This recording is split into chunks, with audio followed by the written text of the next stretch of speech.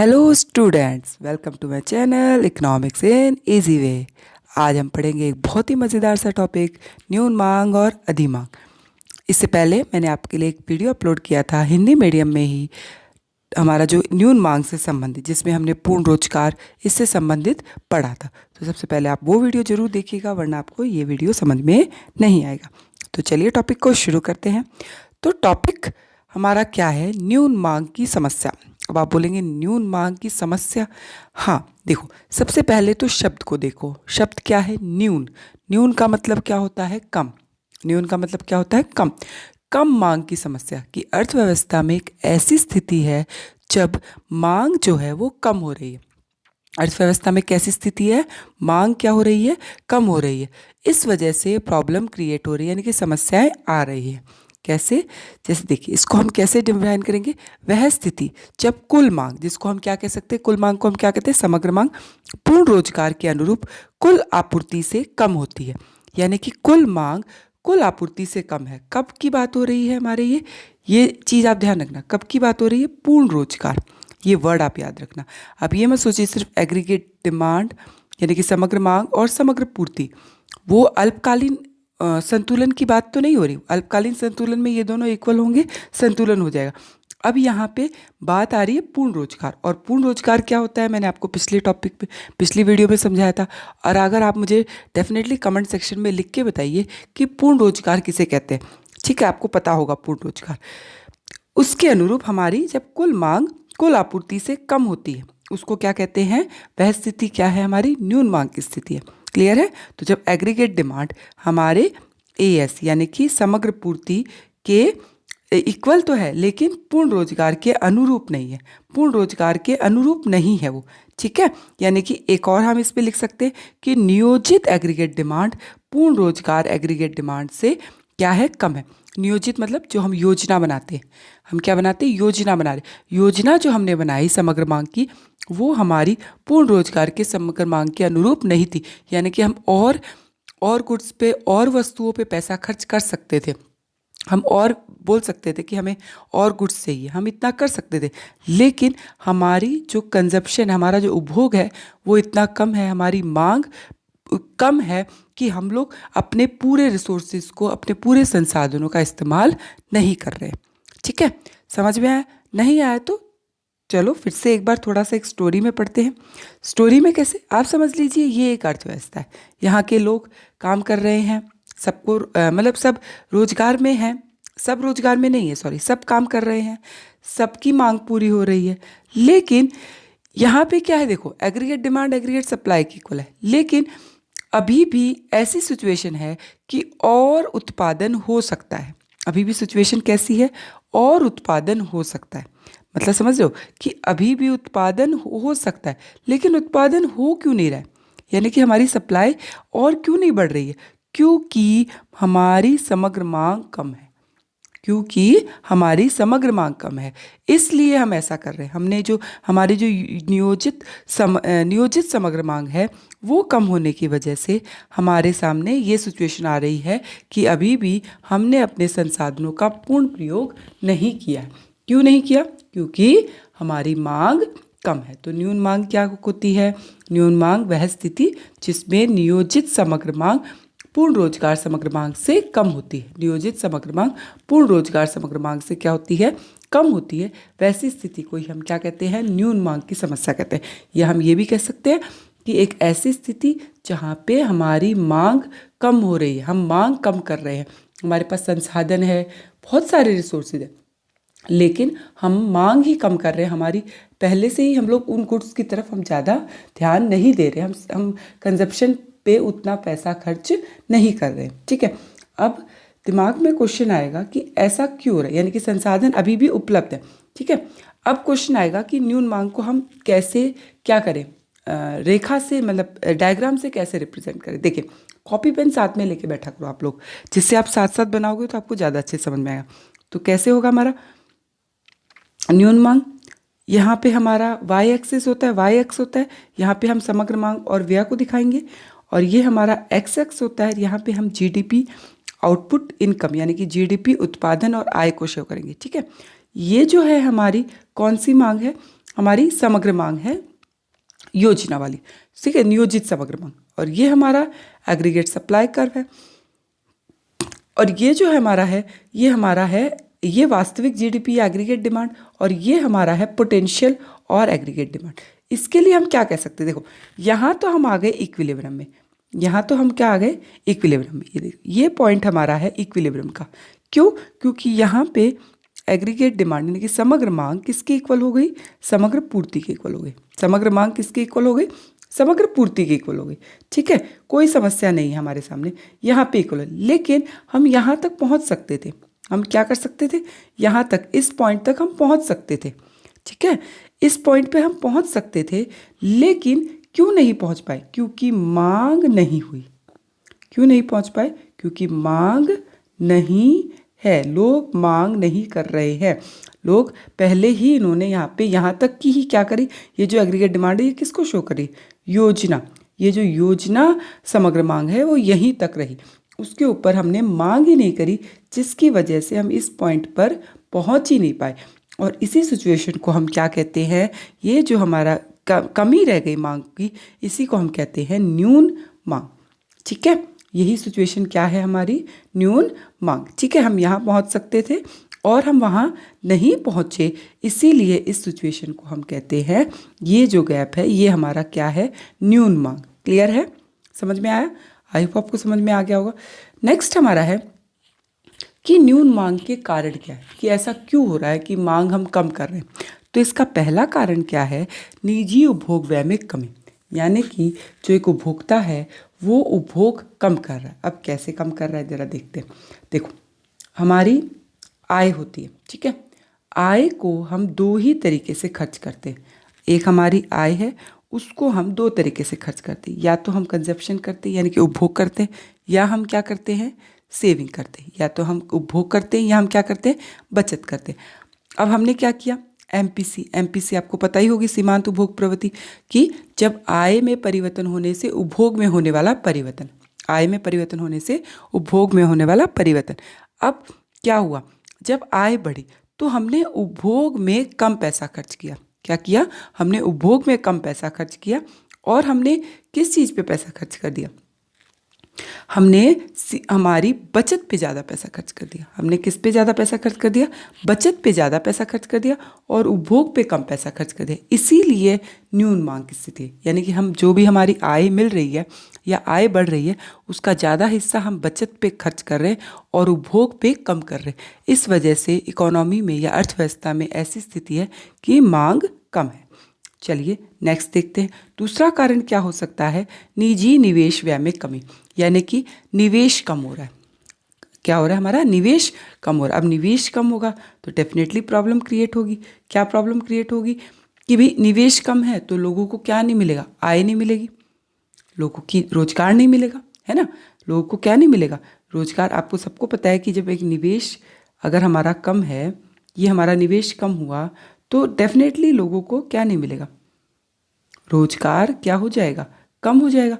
और रोजगार कम हो जाएगा तो डेफिनेटली उसका इफेक्ट कहाँ पड़ेगा, उसकी समग्र मांग पे इफेक्ट पड़ेगा।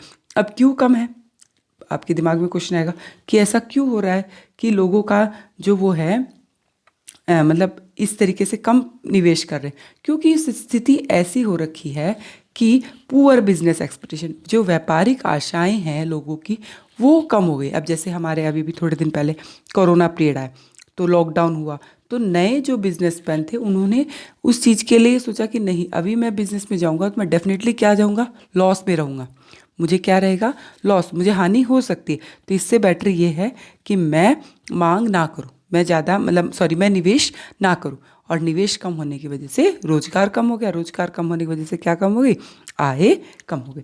नेक्स्ट हमारा है तीसरा कारण, हमारा न्यून मांग का कारण है सरकारी व्यय में कमी। तीसरा कारण क्या है, सरकारी व्यय में कमी। अब सरकारी व्यय में भी सरकार ने ही क्या कर दिया, कम कर दिया। इस साल का जो बजट था, उन्होंने मान लो इस साल जो बजट आया उसमें सरकार ने अपनी खर्चे कम कर दिए, यानी कि जो योजनाओं पे ये जो खर्चे होने थे वो कम कर दिए। अब सरकार के खर्चे कम होने से क्या होगा, जब सरकारी व्यय कम हुआ तो निवेश कम हो गया, निवेश कम हो गया तो क्या कम हो गई, समग्र मांग कम हो गई। निवेश कम हो गया, भाई सही बात है, निवेश कम होगा तो डेफिनेटली किस पे इफेक्ट पड़ेगा? रोजगार पे। रोजगार कम होगा तो डेफिनेटली किस पे इफेक्ट पड़ेगा? समग्र मांग पे फर्क पड़ेगा। नेक्स्ट हमारा न्यून मांग का कारण है कि हम लोग क्या कर रहे हैं, निर्यात में गिरावट और आयात में वृद्धि। यानी कि निर्यात तो कम हो गए। निर्यात क्या होते हैं? जब कोई वस्तु हम बाहर से मंगवाते हैं, सॉरी, जब हम कोई वस्तु दूसरे देश में भेजते हैं, हमारी कोई वस्तु दूसरे देश में जाती है, ठीक है। और आयात जब हम कोई बाहर से मंगवाते हैं। अब देखो मांग में कमी कारण क्या हो सकता है? हम क्या कर रहे हैं, बाहर से हमारी वस्तुओं की मांग क्या हो रही है? कम हो रही है। बाहर से हमारी वस्तुओं की मांग क्या हो रही है? कम हो रही है, ठीक है। दूसरी तरफ हम लोग दूसरे देशों से ज़्यादा वस्तुएं मंगवा रहे हैं, मतलब हम डिमांड कर रहे हैं, हम मांग तो कर रहे हैं, लेकिन हम विदेशी वस्तुओं की मांग कर रहे हैं, अपनी घरेलू वस्तुओं की मांग नहीं कर रहे। हमारे यहाँ विदेशी वस्तुओं की मांग ज़्यादा हो रही है। यानी कि हम लोग निर्यात, हम बाहर से वस्तुएं, तो बाहर तो हमारे विदेशी लोग तो हमारी वस्तुओं की मांग कर ही नहीं रहे, दूसरी ओर हम लोग भी विदेशी वस्तुओं की मांग कर रहे हैं। यानी कि आयात जो है वो हमारा बढ़ रहा है, निर्यात हमारा कम हो रहा है। क्लियर है? समझ में आ गया आप लोग को? नेक्स्ट क्या कारण है?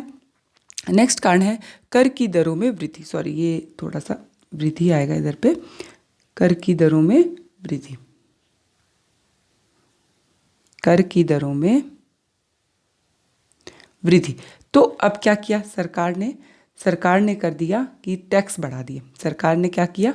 टैक्स बढ़ा दिए। कैसे टैक्स बढ़ा दिए? कि कर कर को बढ़ा दिया। अब कर बढ़ने से क्या होगा? देखो, कर बढ़ने से हमारी प्रोज्य आय क्या हो जाती है? कम हो जाती है। अब आप बोलेंगे प्रोज्य आय क्या होती है? प्रोज्य आय बेटा वो होती है वह आय जो टैक्स पे करने, यानी कि कर का भुगतान करने के बाद जो आय बचती है उसको हम क्या कहते हैं? प्रोज्य आय कहते हैं। उसको हम क्या कहते हैं? प्रोज्य आय कहते हैं। वह आय जो कर के भुगतान करने के बाद में बचती है, ऐसी आय को हम क्या कहते हैं? प्रोज्य आय कहते हैं, ठीक है। तो न्यून मांग का एक और कारण क्या है कि सरकार ने क्या किया? टैक्स बढ़ा दिया, कर की रेट बढ़ा दी। कि मान लो कर और बढ़ा दिया, पहले 5 लाख मतलब 7 लाख पे कर शुरू हो रहा था, अब उन्होंने कह दिया कि 5 लाख जिनकी इनकम है, जिनकी आय है, उन पे भी कर लगाया जाएगा। तो उन पे कर लगाने की वजह से क्या हुआ? वो लोग भी अब उनको भी टैक्स पे करना, मतलब कर देना पड़ रहा है। तो डेफिनेटली उसका इफेक्ट तो कंजप्शन पे पड़ेगा ही पड़ेगा, ठीक है। तो ये हमारे थे न्यून मांग के कारण, ठीक है। अभी आप लोगों को काफ़ी चीज़ें समझ में आ गई होंगी, कई नहीं समझ में आई, तो मैं आप लोग के लिए एक शॉर्ट ट्रिक लेके आई। शॉर्ट ट्रिक देखिए क्या है कि आप लोग इसको याद कर लो। ये आप लोगों ने समग्र मांग के निर्धारक तत्व जो मुख्य घटक थे उसमें भी पढ़ा होगा। देखो, सी फॉर क्या होता है? उपभोग। सी फॉर क्या होता है? उपभोग, ठीक है। आई फॉर क्या होता है? निवेश। आई फॉर क्या होता है? निवेश। जी फॉर सरकार, यानी कि सरकारी व्यय, सरकार, ठीक है। और एक्स फॉर होता है आपका, क्या होता है? निर्यात। एक्स फॉर क्या होता है? निर्यात। और ये बच गया हमारा आई, ये क्या है? हमारा आयात, ठीक है। अब देखो क्या है, समग्र मांग क्या हो रही है? कम हो रही है। समग्र मांग क्या हो रही है? कम हो रही है। तो जितने भी पॉजिटिव वाले हैं उनको नेगेटिव कर दो। जैसे सी, सी क्या है? पॉजिटिव में, प्लस में है, नेगेटिव कर दो। नेगेटिव मतलब उपभोग में क्या हो रही है? कमी हो रही है। उपभोग में क्या हो रही है? कमी हो रही है। आई फॉर निवेश। निवेश क्या है हमारा? आई फॉर निवेश। निवेश कैसा है हमारा? प्लस में है, तो इसको क्या कर देंगे? माइनस में कर देंगे। निवेश में भी क्या हो रही है? कमी। जी, जी भी क्या है? प्लस में, यानी कि सरकार भी, सरकारी व्यय भी क्या है? प्लस में है। उसको भी क्या कर देंगे हम लोग? क्या कर देंगे उसको? माइनस, यानी कि सरकारी व्यय में भी कमी होगी। अब एक्स, एक्स यानी कि निर्यात। निर्यात भी प्लस में है, तो क्या कर देंगे? निर्यात को क्या करेंगे? डेफिनेटली माइनस में, यानी कि निर्यात में क्या हो रही है? कमी हो रही है। और एम यानी कि हमारा आयात, वो क्या है? माइनस में, तो उसको हम क्या कर देंगे? प्लस में कर देंगे, यानी कि आयात में क्या हो रही है? वृद्धि हो रही है। और इसमें एक चीज़ जोड़ लेना, टैक्स। टैक्स तो आपको पता ही है कि बढ़ रहे हैं, तो टैक्स हमारे बढ़ रहे हैं, जिसकी वजह से हमारी जो हमारी क्या कहते हैं, समग्र मांग है वो कम हो रही है, न्यून मांग की समस्या आ रही है। तो आई होप आपको समझ में आ गया होगा। ये फॉर्मूला याद रखो, जब भी न्यून मांग के कारण आएंगे इसको दिमाग में सेट रखो कि प्लस में उसको माइनस में करना है। माइनस मतलब उसमें कमी करनी है, तो यानी कि उपभोग में कमी, निवेश में कमी, सरकारी व्यय में कमी, और निर्यात में कमी, और हमारे आयात में वृद्धि, ठीक है। तो आई होप आपको ट्रिक पसंद आई हो। ट्रिक कैसी लगी मुझे एक बार कमेंट सेक्शन में ज़रूर बताएं। नेक्स्ट हमारा है कि न्यून मांग के परिणाम क्या होंगे। अगर अर्थव्यवस्था में ऐसी सिचुएशन चलती रही तो इसके परिणाम हमें क्या देखने को मिलेंगे, कि ऐसे रिजल्ट क्या होंगे इसके। ठीक है, तो न्यून मांग के परिणाम क्या होंगे। सबसे पहला इसका है कि अल्प रोजगार संतुलन होगा। अल्प रोजगार संतुलन, इसको हमने पिछली वीडियो में पढ़ा था, अल्प रोजगार संतुलन क्या होता है। इसीलिए मैं बोल रही हूँ कि अगर आपने वो वीडियो नहीं देखा है तो आप पहले वो वीडियो देखिए, क्योंकि उसके बिना समझ में नहीं आएगा। चलो फिर से मैं बता देती हूँ कि अल्प रोजगार संतुलन क्या होता है। समग्र मांग समग्र पूर्ति के बराबर है। समग्र मांग किसके बराबर है, समग्र पूर्ति के बराबर है, लेकिन पूर्ण रोजगार के अनुरूप नहीं। पूर्ण रोजगार अभी हमें प्राप्त नहीं हुआ है, मतलब हम पूर्ण रोजगार की स्थिति में नहीं, उससे पहले ही हम क्या हैं, संतुलन में। कैसे हैं जरा देखते हैं, डायग्राम बनाइए। ये हमारा वाई एक्स हो गया, ये हमारा एक्स एक्स हो गया। यहाँ पे हम जीडीपी, उत्पादन और आय को दर्शाते हैं, यहाँ हम समग्र मांग और व्यय को दर्शाते हैं। ये हमारा समग्र मांग का पहले योजना जो है, और ये हमारी हो गई एग्रीगेट डिमांड। देखो यहाँ आ गए हम संतुलन में। ठीक है, ये हो गया हमारा संतुलन जो हम पहले पढ़ते थे, अल्प रोजगार संतुलन, अगर आपको याद होगा तो अल्प रोजगार संतुलन के हिसाब से हम यहाँ आ गए इस पॉइंट पे, और यहाँ हमें इक्विलिब्रियम मिल गया। ठीक है, तो ये जो पॉइंट है इसी को हम क्या कहेंगे, अल्प रोजगार संतुलन। ठीक है, इसी को हम क्या कहेंगे, अल्प रोजगार संतुलन। कैसे, जरा देखो भी उसको और देखते थोड़ा सा। ये हमारी कौन सी हो गई, देखो ये एक्चुअल एग्रीगेट डिमांड और ये हमारी हो गई पोटेंशियल एग्रीगेट डिमांड। यानी कि एक्चुअली हमने इतना उत्पादन किया और हमारा उत्पादन इतना हो सकता था, मतलब हमारी कैपेसिटी, हमारी क्षमता इतनी हो सकती थी, लेकिन एक्चुअल में हमने इतना किया। अब यहाँ पे हम संतुलन में आ गए। ठीक है, इसी पॉइंट को हम क्या कहते थे, अल्प रोजगार संतुलन। लेकिन हम यहाँ पहुँच सकते थे, देखो अब ये जो वर्ड है ना, पोटेंशियल और एक्चुअल, एक्चुअल मतलब वास्तविक और पोटेंशियल मतलब क्षमता। जैसे देखो आप लोग पेपर देते हैं, एग्ज़ाम देते हैं हम लोग, आप लोग का पेपर आता है कितना, 100 नंबर का। अब 100 नंबर जो है वो आपका पोटेंशियल है कि इतना आप 100 में से 100 नंबर आप ला सकते हो। अब मान लो आपके एग्ज़ाम में नंबर आए 85। ठीक है, 85 क्या है, आपका एक्चुअल है।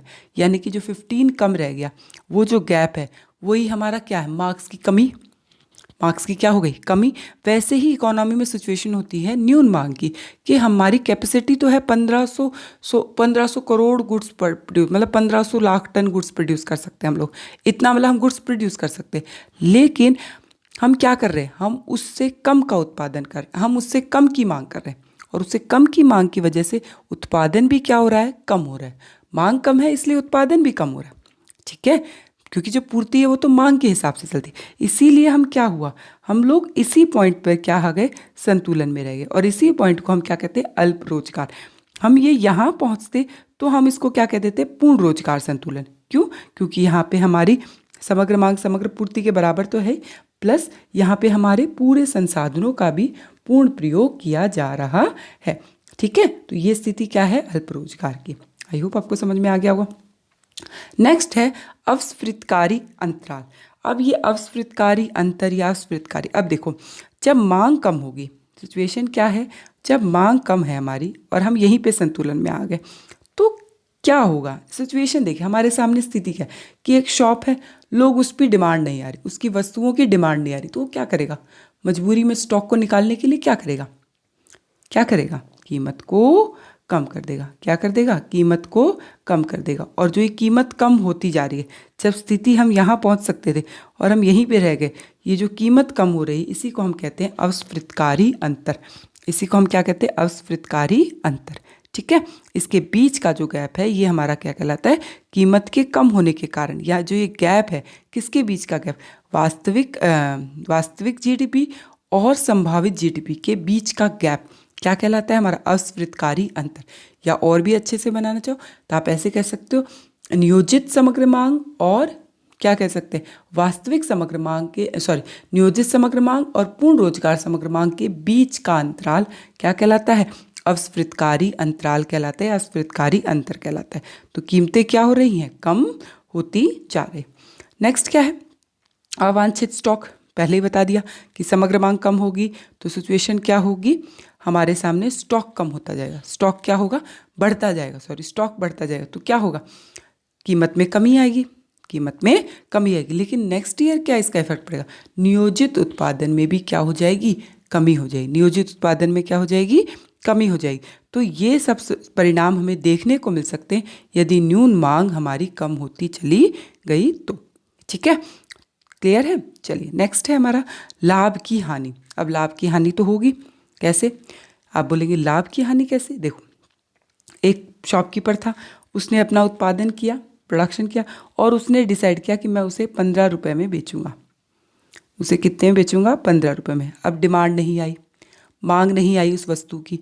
मांग ना आने वजह से उसे अपने स्टॉक को खाली करने के लिए उसने उस वस्तु को कितने में बेचा? 12 रुपये में। तो उसकी लाभ की हानि हुई नहीं, 15 रुपये हो सकता था, लेकिन हानि कितना? 3 रुपये की हानि हो गई ना। तो ये जो है न्यून मांग के सबसे बड़ा उसका कारण, मतलब परिणाम क्या निकलते हैं कि जो उत्पादक है उनके लाभों की क्या होती रहती है? हानि होना शुरू होती। कीमत क्रैश। कीमत क्रैश का मतलब कीमतें लगातार कम होती चली जाती है। देखो, ये स्थिति भी हमारी अर्थव्यवस्था के लिए बहुत ही खराब है। आप बोलेंगे उपभोक्ता के लिए तो अच्छा है कि कीमत कम हो रही, ये उपभोक्ता के लिए भी अच्छी नहीं है। कैसे?